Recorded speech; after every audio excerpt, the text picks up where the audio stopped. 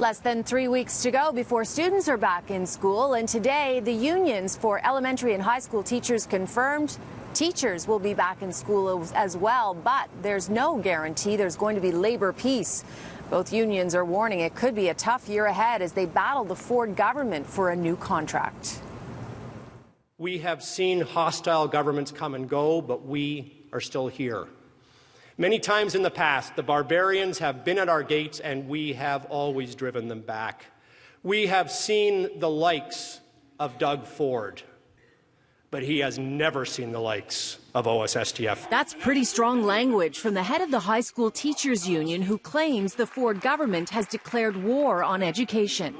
Teacher contracts expire August 31st, and OSSTF is going into negotiations seething over the province's move to mandatory online courses and larger class sizes, which means thousands of teaching positions will be lost as a result over the next 4 years. So yes, teachers will be in class, but some form of a labor disruption is a possibility for later in the year. We've already seen courses canceled. We've seen support staff laid off. So am I optimistic? I think that would be a stretch. I'm very concerned that we've got a government that thinks that doesn't recognize the investment value of public education in Ontario.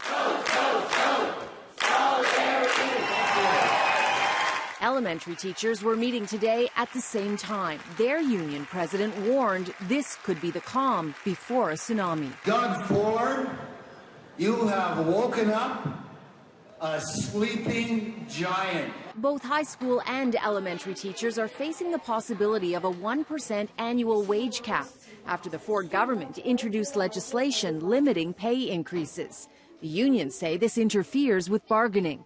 ETFO also says one of its priorities is to fight for the future of kindergarten teaching jobs.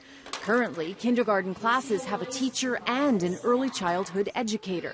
The union fears the government could eliminate the teaching position altogether and have 2 ECEs instead. Our fear is, without any input from the experts, without any input from solid research about the value of that program, that they're maybe looking at cutting it, and we're not going to stand by and allow that to happen. The concern could be justified. One government source has confirmed to City News that replacing kindergarten teachers with ECEs has been considered as a possibility because it could save the government an estimated $500 million. The new education minister said today, despite the union leader's warning, he remains cautiously optimistic. As certain union leaders are preparing for battle, as was his words, I and the ministry and this government, the Premier, is preparing for the first day of class.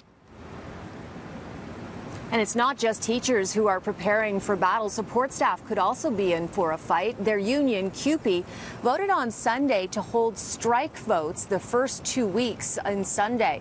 Support staff, they're the ones that keep the schools running. They represent ed assistants, custodians, early childhood educators, clerical and library staff.